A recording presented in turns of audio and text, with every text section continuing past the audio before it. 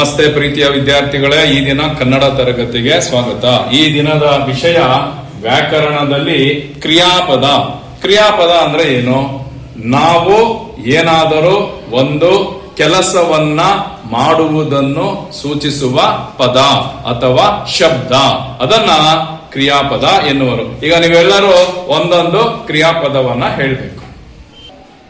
ಗುಡಿಸುತ್ತಿದ್ದಾಳೆ, ಕೈ ತೊಳೆಯುತ್ತಿದ್ದಾನೆ, ಕುಡಿಯುತ್ತಿದ್ದಾಳೆ,